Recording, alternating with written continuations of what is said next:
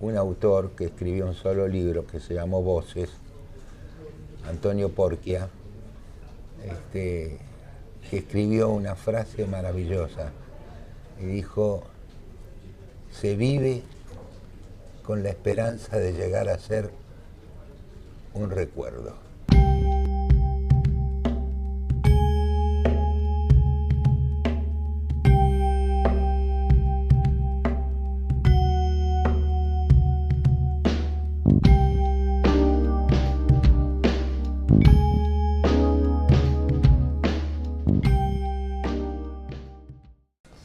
Luis Brandoni, muy bienvenido, ¿cómo estás? Muy bien, muchas gracias. Placer charlar con vos. Para mí también. Mira, voy a arrancar con fotos. A ver. Esta foto, Sí. está Germán Palacios, está Ricardo Darín, Ajá. estás vos, es de Art, ¿Es de? cuando hacían Art. Claro. Y acá mira tu camiseta. Pero esa es la de Sportivo Doc Sur. Sí. ¿Eh? ¿Qué te genera Doc Sud? Es mi barrio del nacimiento, de crianza. Claro. Siempre hablas que el Bueno. recuerdo de tu infancia es muy fuerte y muy Sí, bueno. Sí. Mi papá fue presidente de Sportivo Doc Sur. Y fue la primera, según me contaron ellos, la primera cancha de fútbol que tuvo mástil, Mirá vos, la de Sportivo Doc Sur. mirá vos. Así que en aquel entonces todos teníamos dos equipos, los de primera B y los de la primera. Y bueno, éramos de la isla Maciel, mi viejo, y del Doc Sur, así que era todo una familia. Leí en una nota que decías: tengo hermosos recuerdos de mi infancia en Doc Sud, Sí. mis padres y mi hermano. Recuerdo que jugábamos al fútbol todo el tiempo en la calle y que hacías muchas travesuras. ¿Por qué? Y porque era lo más divertido del mundo, porque además Y era parte de tu vida. era parte de mi vida, claro, y además teníamos temor un poco, jugamos a la pelota en la calle, pero venía el autito de la policía y ahí rajábamos todos. Todos salían. Hablando de tu vida, esta imagen, que seguramente te acordás con Alfonsín, Ajá. es una imagen cuando se dio tu relación con Alfonsín, que Sí. fue ¿cuán profunda? Muy estrecha, yo tuve la dicha enorme de conocerlo y de poder decir que fue mi amigo y que yo fui amigo de don Raúl Alfonsín. Fue una etapa muy dichosa de mi vida y lo recuerdo con mucho cariño, ¿Cómo era esa época? Porque estaba, por un lado, los valores democráticos que son indiscutibles de Alfonsín, Sí. y la crisis económica que fue muy difícil también para quienes estaban en el poder. Claro, sí, fue muy difícil, pero era tan evidente que había un empeño muy grande por parte del peronismo en perjudicarlo, en que no terminara su mandato, y no pudo terminarlo su mandato. Nada menos que Raúl Alfonsín. Si hoy lo pensamos, nos parece mentira que uno está macaneando, pero porque ese gobierno hizo cosas muy importantes. Él también, no lo dijo, pero él cambió muchas cosas. Cambió, por ejemplo, terminó con el partido militar en la Argentina, por ejemplo, entre otras cosas. E hizo muchas otras que nos hicieron mucho bien como país. Vos estabas en la comunicación con él, aparte de ser tu amigo. Yo tuve el cargo ad honorem de asesor en el área de cultura de él. ¿Te acordás que hacía así con las manos Sí. en la campaña, la hora Alfonsín, Claro. el RA? ¿Te acordás cómo surgió eso? ¿Supiste alguna vez cómo había surgido eso? Eso no sé, yo sé que en mi casa, sí, en una cena surgió, estaba Carlos Gorostiza y yo tenía ya una idea de una idea publicitaria que tenía Gorostiza, y en la mesa le dije: mire, Gorostiza tiene una idea de un eslogan publicitario para la campaña. Estábamos hablando de la campaña. Y ahí se supo que Gorostiza le explicó brevemente en su experiencia como publicista. Dijo, no, yo creo que lo que corresponde como eslogan es ahora Alfonsín. Y esa fue una cosa que fue aceptada y así se hizo. Ahora Alfonsín. Beto, ¿te acordás de esa época también que surgió el Herminio Iglesias, cuando prendió fuego? ¿Te acordás en su momento que fue como Sí. un antes y después? Y que de ahí en más, de 1983 a esta parte, cada vez que alguno se manda alguna importante, Sí. se recuerda esa época. ¿Cómo se vivió en ese momento? No, pero porque el peronismo inventó que ganó Alfonsín porque quemaron el coso. No era cierto. No El es cajón, cierto. ¿verdad? En primer lugar, porque la primera manifestación que se hizo en el Obelisco la hizo Raúl Alfonsín, la hizo el radicalismo. No terminó ahí. El final de la campaña del doctor Alfonsín fue en Rosario, abajo del monumento a la bandera. Fue en Rosario el cierre de la campaña. Alfonsín lo hizo antes de la 9 de julio. Y ahí todavía no había hecho. Después quemaron el ataúd ese, que fue un hecho penoso, por supuesto. ¿Cuánto se sufrió desde adentro el fin del ciclo de Alfonsín en el poder? Con mucho dolor, con mucha tristeza, con mucha frustración, porque teníamos, creo que teníamos conciencia de lo que había hecho Alfonsín, lo que significó para el país, lo que significó, por ejemplo, en términos culturales, lo que era la moda. Estaba de moda Argentina en el mundo de la cinematografía, por ejemplo. Ganaron no sé cuántos premios internacionales. Él terminó con la censura en el país. Él terminó en menos de 2 meses de presidencia, terminó con la censura, lo que era el ente de calificación cinematográfica. Lo hizo desaparecer. Desapareció ese ente, que no era un ente de protección a la minoridad, como se decía. Era todo lo contrario. Beto, ¿cuándo decidiste ser actor? ¿Cuándo fue que dijiste, mi vida va a ser la actuación? No hubo un momento, pero siempre me gustó, de pibe me gustaba. Yo escuché mucha radio. En aquel momento, en que no existía todavía la televisión, en la radio pasaba todo, pasaba el cine, pasaba el teatro, se transmitían obras teatrales, Radio Porteña transmitía obras de teatro, pasaba de todo en la radio, los cómicos, los dramáticos, las historias, así que eso me gustó mucho siempre.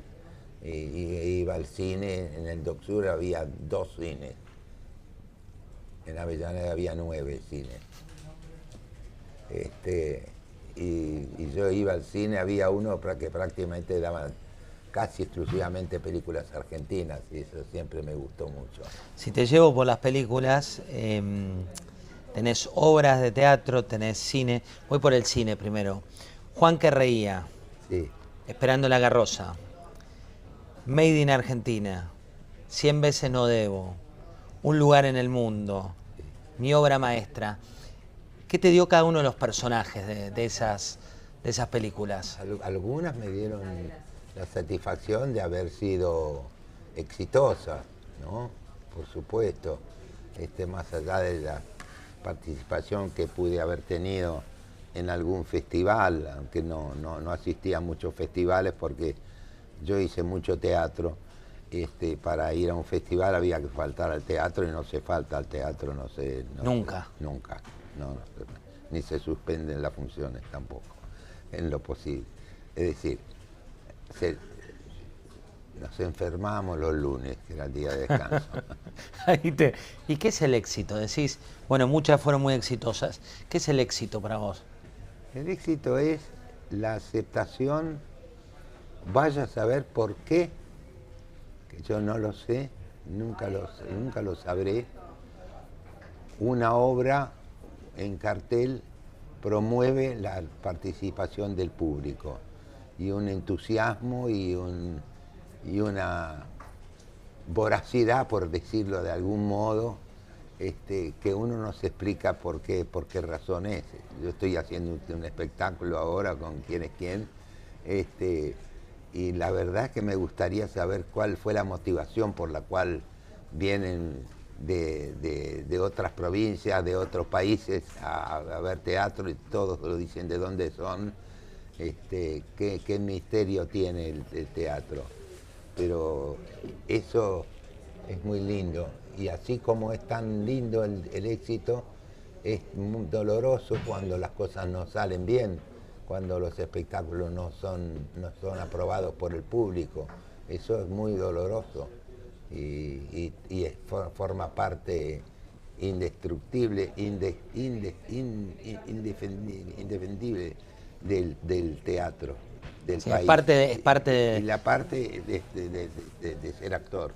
Están los fracasos también, con lo cual es verdad, es doloroso, pero se aprende con eso. Hablabas de Quién es quién con Solita Silveira, ahí atraviesan los distintos escenarios de una relación, ¿no? Y, Sí. y la gente se ríe, presta atención, algunos por momentos es una comedia que por momentos te hace pensar, y Sí, mucho. claro.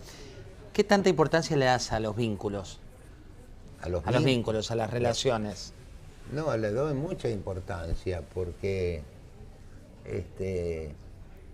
uno pone bastante en juego en el teatro, sobre todo cuando es una temporada exitosa, digamos, que suman representaciones.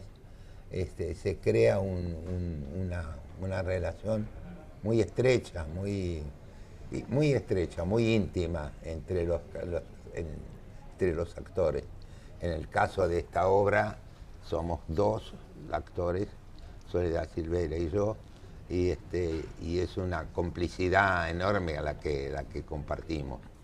Y compartimos las buenas reuniones, las buenas funciones, con las que no son tan jocosas, tan divertidas, pero es una cosa muy difícil de explicar, pero uno lo necesita. ¿Por qué? ¿Por qué necesitas ir a trabajar al teatro? ¿Por qué necesitas que se levante el telón y que la función no pare? ¿Y qué? Que la función nunca se cancele. No, nunca para, no debería parar. ¿Por qué lo necesitas? Porque son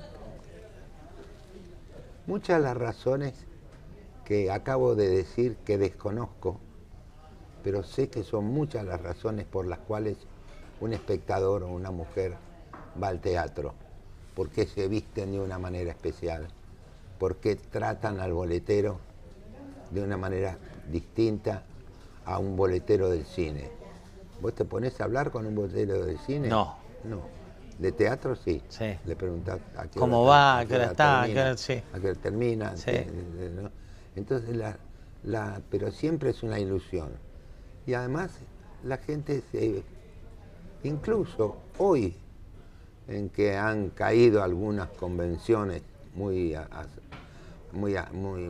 importantes entre nosotros, hoy la gente se viste de otra manera para ir al teatro, y sobre todo las mujeres, que son las que llevan la iniciativa, ¿no?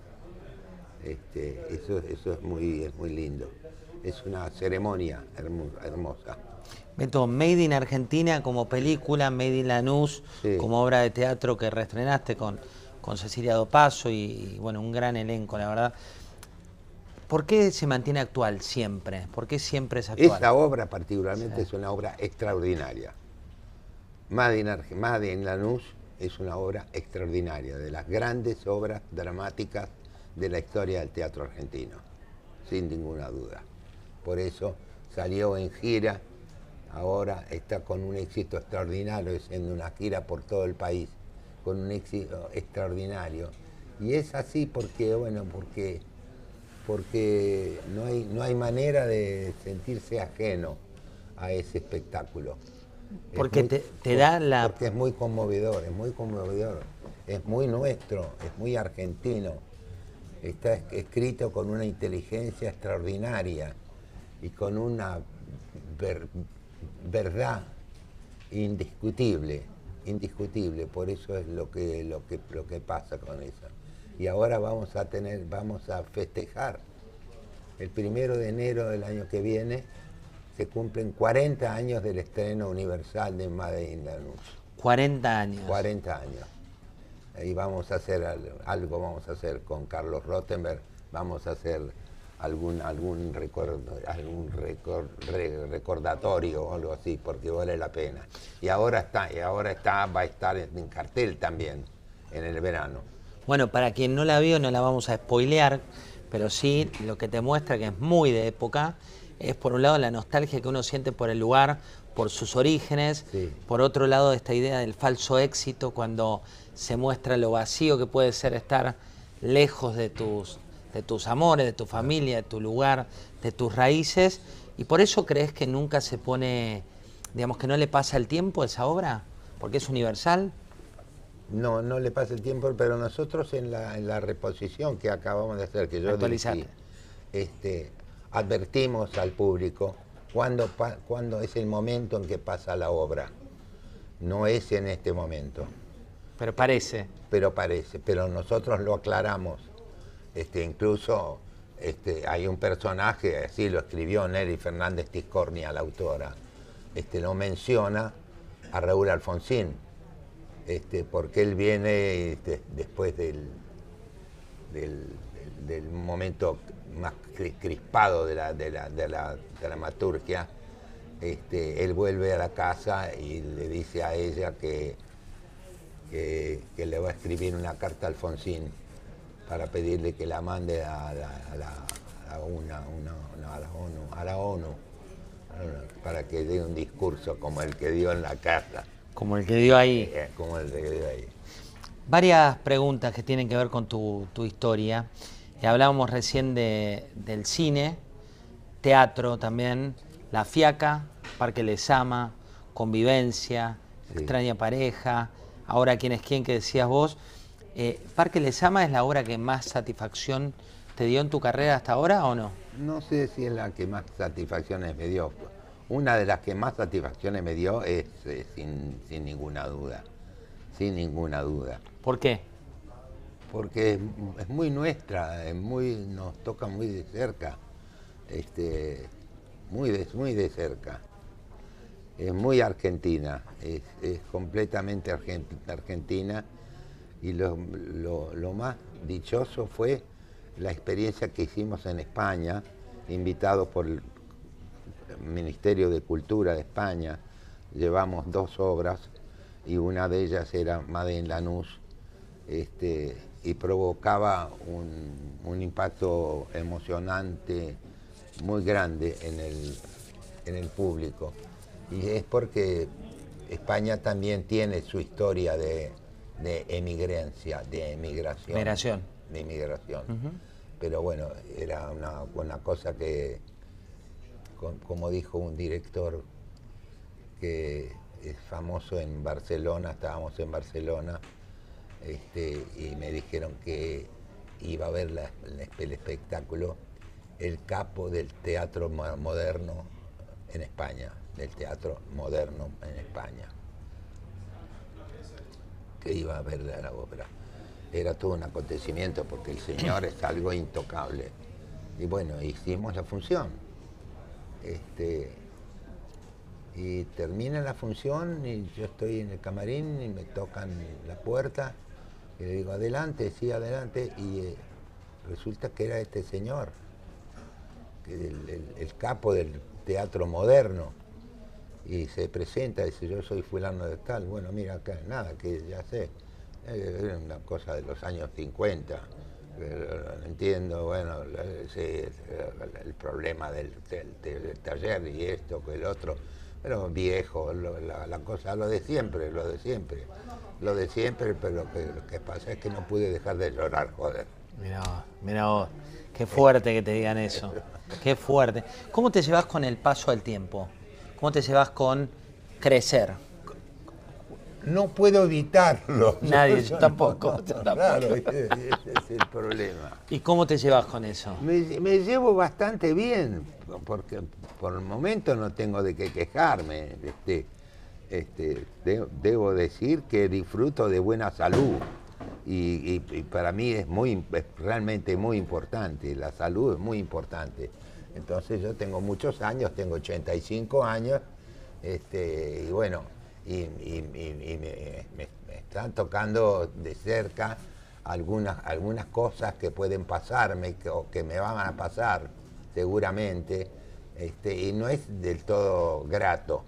Esto lo que y mucho menos grato es el final de esta historia. De todas las historias. Fatalmente así. Así que, pero bueno, me llevo bastante bien. En realidad, mi buena salud, lo cual me permitió trabajar todo lo que trabajé, porque suspender una función por una gripe es una cosa espantosa, es dolorosísima. Entonces, yo lo paso muy bien con la buena salud, me llevo muy bien.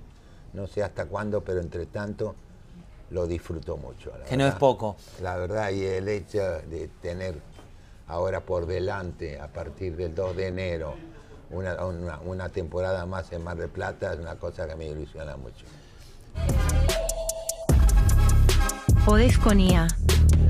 Podés con KPMG. Varias anécdotas que quiero saber si son realidad o no de tu vida.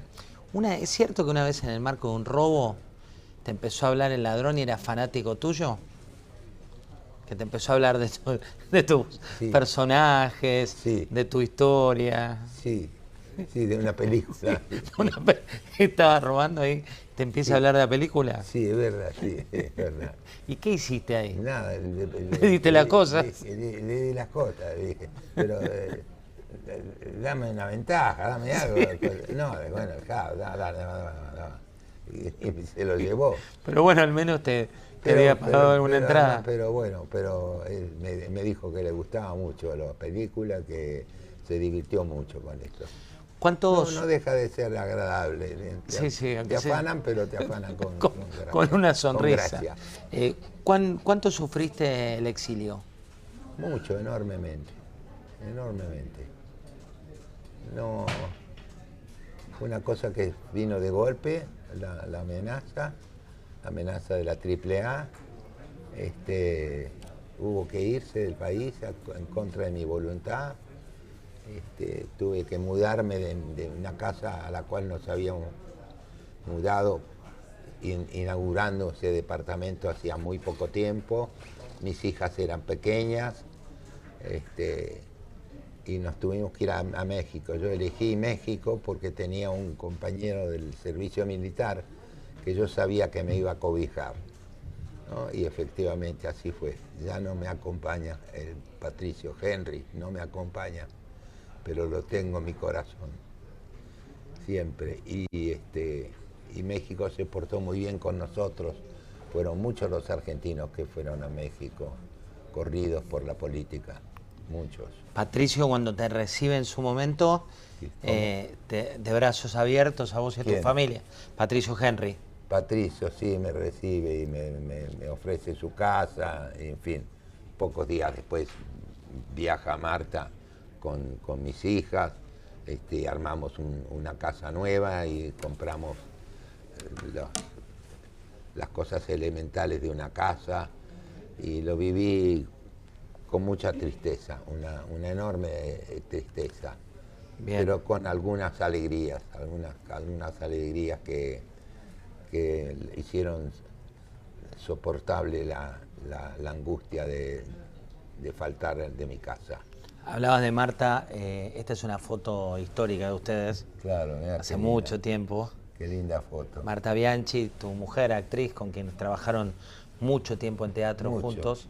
¿Qué lugar le das a las relaciones de pareja en tu vida? ¿Qué lugar ocupa cada una de tus...? Y bueno, me ocuparon lo más importante de mi vida, más de 30 años de matrimonio,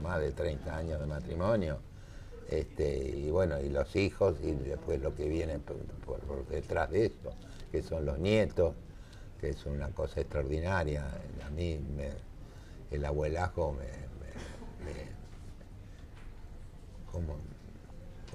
¿cómo puedo decirlo? Me rejuveneció, me hizo feliz, me hizo dichoso. Fue una época muy hermosa, sigue siéndolo, ahora ya son señoritas, y algún que otro señor, que son mis nietos. Cuando vos ves fotos, esta es una foto con China Zorrilla, Sí. en una de las pelis Las películas. Exacto, cuando ves estas fotos de tu historia profesional, ¿qué te generan? No, muchos recuerdos, es muy lindo eso es muy lindo, uno tiene la posibilidad de recordarlo con cariño, con nostalgia, es muy lindo, sobre todo con personajes como China Zorrilla, que era un personaje extraordinario, que era encantadora, que te enloquecía porque te podía conversar un viaje de Buenos Aires a Tokio en barco, contándote historias sin parar. Pero era muy histriónica y muy graciosa, ¿no? Muy graciosa, muy divertida era. Creo que ahora va a haber un gran barco, me dijeron que va a haber un barco que va a cruzar Uruguay. de Uruguay a Argentina, sí. Y que se va a llevar el nombre de China Zorrilla. Sí, Sí, ¿no? Sí, va a ser así. Uno de los... no quiero nombrar la empresa, pero la principal empresa que conecta por agua Argentina y Uruguay. Claro. Tiene uno de Francisco y también de China Zorrilla. Frases que fueron historia, ¿no? Son 3 empanadas. 3 empanadas. ¿Cómo surge esa frase? Estaba escrita. La escribió... ¿Te imaginaste que iba a ser viral? No, para nada. Primero, cuando yo recuerdo que hicimos la escena, a nadie se le ocurrió reírse, porque escenas de un canalla sobrenatural.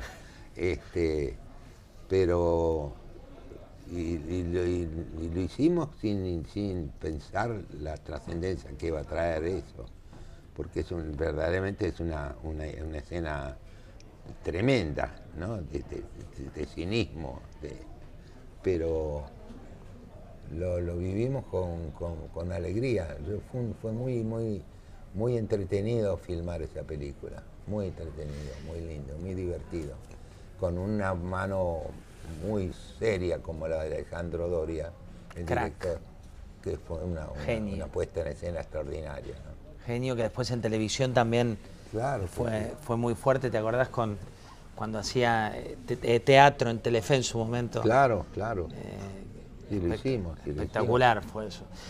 Cuando ves a los carroceros, estos fanáticos de Esperando la Carroza, que repiten tu letra, la letra del otro, y van todos en dulce manada, ¿qué te genera? No, me genera una gran curiosidad, ¿no? y una verdadera admiración. Es algo muy encantador para un actor, ¿no? Que una frase se haya sido incorporada al lenguaje de todos los días, ¿no? Eso es muy agradable, es muy lindo, y en alguna medida te provoca un cierto orgullo, porque yo lo que quería era ser actor argentino, y eso me afirma mi condición de argentino, ese tipo de situaciones, porque son muy definitivas, son frases que pintan de cuerpo entero a un personaje completo, esa frase, ¿no? Son esas cosas que la gente la hace propia ya, ¿no? Esas frases. Sí, son parte de la idiosincrasia argentina. Así es. ¿Te gustan más los villanos o los personajes buenos para interpretar? Yo tuve, así como nunca fui galán, por ejemplo, nunca, nunca me sentí galán, ni operé como actor de esa característica.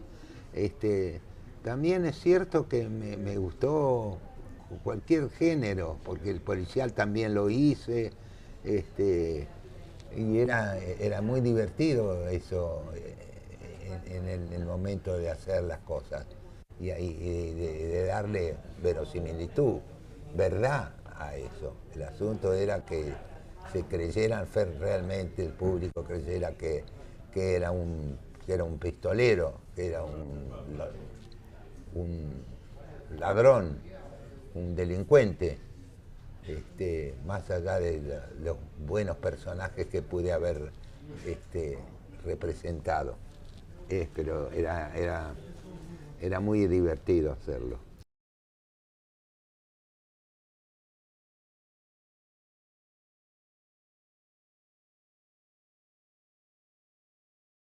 Tres últimas preguntas. A ver. Una que tiene que ver con el futuro. Sí. ¿Qué es para vos el futuro? El futuro es algo que voy a ver cómo, voy a ver si puedo, voy a intentarlo, encontrarle un final dichoso a mi final. Eso es el futuro.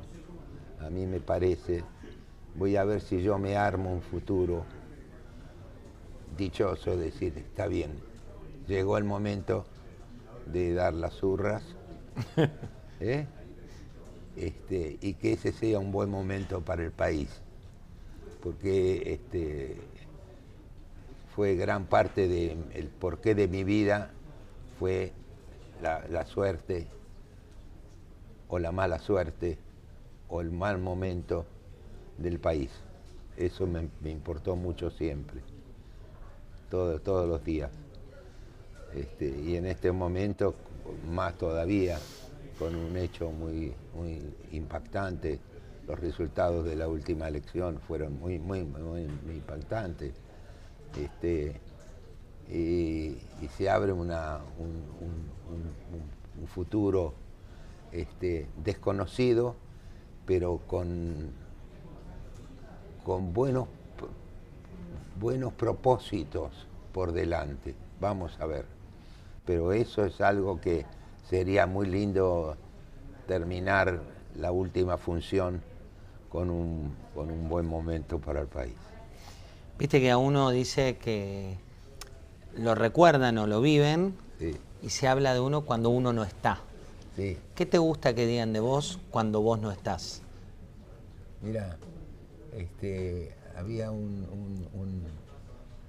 autor que escribió un solo libro que se llamó Voces, Antonio Porquia, que escribió una frase maravillosa y dijo: se vive con la esperanza de llegar a ser un recuerdo. Divino, divino. Si tenés que ponerle un título a tu obra de teatro, a la propia, a la de Beto Brandoni, ¿qué título le pones? El actor argentino. Muchas gracias, Beto. Nada. Un placer estar con vos.